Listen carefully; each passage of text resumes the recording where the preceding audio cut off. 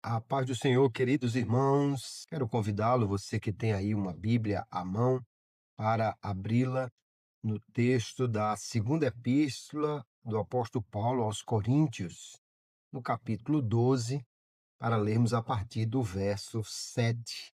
Um texto bastante conhecido, que nos diz assim, 2 Coríntios 12, 7.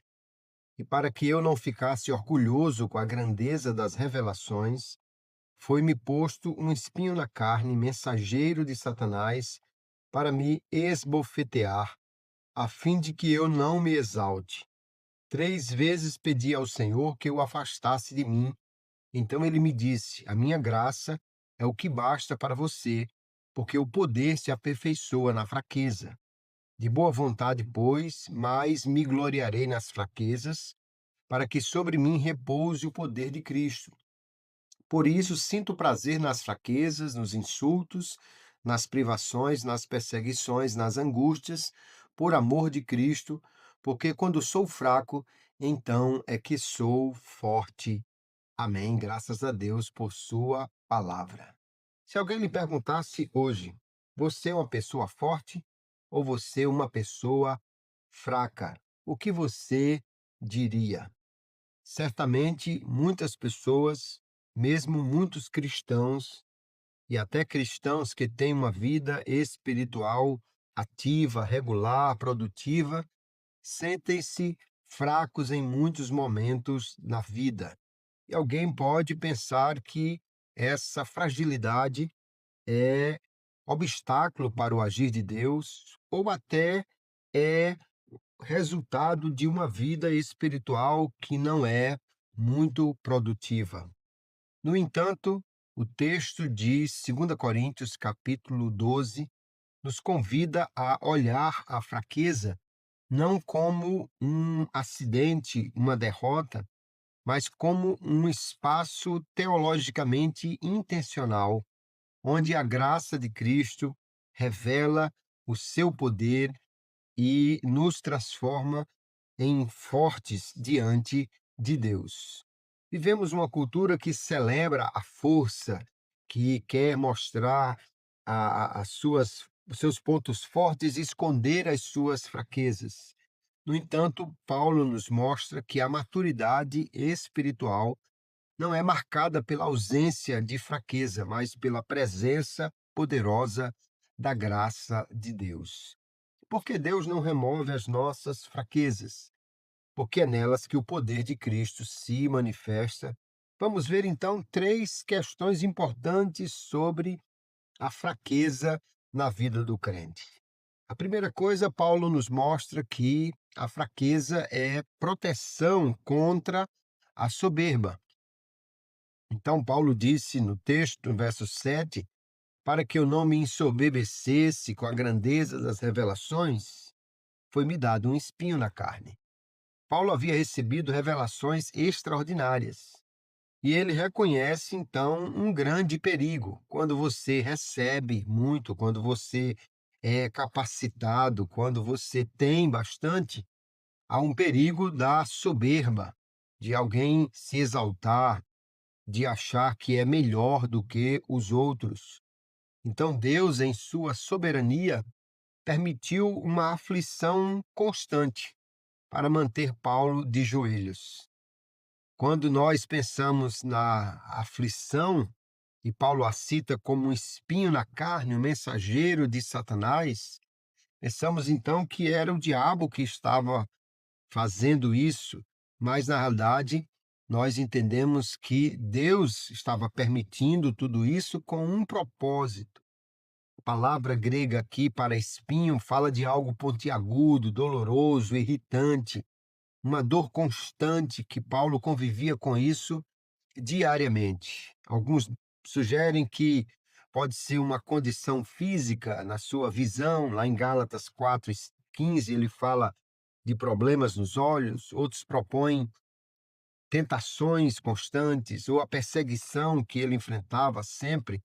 A Bíblia não diz o que era o espinho, mas diz qual era o propósito dele ali, para que Paulo estivesse sempre humilde.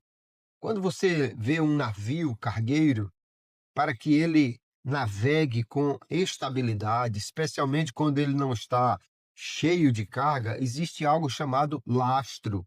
É um peso, geralmente água, que é colocado no fundo do navio e não serve para outra coisa a não ser para dar peso e impedir que ele vire na tempestade. E muitas vezes o espinho, a aflição, a luta, a dificuldade, a limitação é exatamente um lastro de Deus na nossa vida para nos manter estável, humilde, impedindo que o vento do orgulho nos vire de cabeça para baixo. Paulo, então, tinha esta aflição, mas ele não a entende como punição, e sim como prevenção. Deus não estava castigando Paulo, mas estava trabalhando nele. E nós, muitas vezes, olhamos para as nossas lutas e pensamos: o que eu fiz de errado para merecer isso? Quando a pergunta deveria ser: do que Deus está me protegendo através disso? Então, nós entendemos, queridos, que Deus age na nossa vida, permite limitações para nos guardar de problemas maiores, como a idolatria do ego. Nem toda dor é resultado de pecado. Algumas são, na realidade, expressões do cuidado disciplinador de Deus.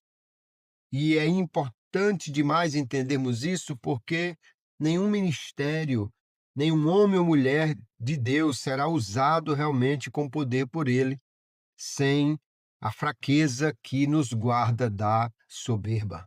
Não sei qual é a sua limitação. Talvez seja uma enfermidade, um problema de relacionamento, uma limitação financeira, mas esse espinho é, na realidade, uma provisão de Deus para que nos guarde da soberba. O segundo ponto que Paulo chama a atenção no texto é que ele diz que por causa deste espinho ele foi orar. Então a fraqueza, além de ser um antídoto contra a soberba, é combustível para a oração. Paulo ora com intensidade, deseja alívio, certamente chora diante de Deus. E Deus não remove o seu espinho, mas diz: a minha graça te basta. Ora, quando o crente tem problemas, geralmente ele ora mais. Foi exatamente isso que Paulo fez. Ele não orou uma vez, ele disse 3 vezes orei. E o número 3 muitas vezes fala de algo até maior. Fazer 3 vezes é fazer algo repetidamente. Isso nos mostra algo importante. Nós precisamos ter uma vida de oração e a oração sincera sempre é ouvida por Deus. E não há problema em nós orarmos pedindo a Deus que remova nossas aflições. O Senhor Jesus também orou no Getsêmani, pedindo que, se possível fosse, aquele cálice passasse dele. Não é falta de fé pedir alívio a Deus. Isto é humano, é honesto e é bíblico. Porém, nós vemos que Deus, que ouve a oração, ele responde da maneira como ele considera melhor. Paulo estava pedindo: Senhor, tira isso de mim. Resolva esse problema.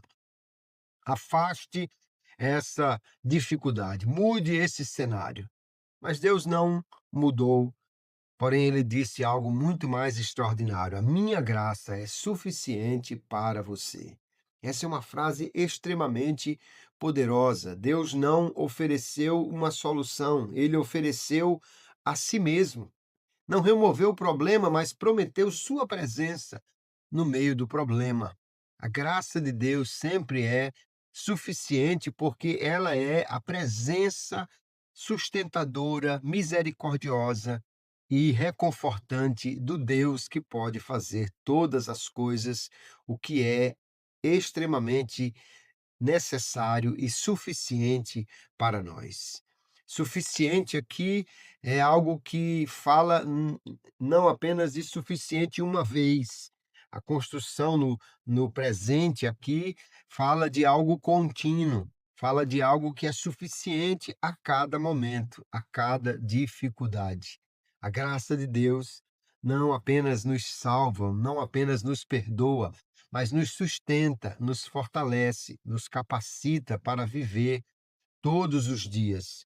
E a frase seguinte de Jesus é algo extraordinário. Ele diz: Pois o meu poder se aperfeiçoa na fraqueza.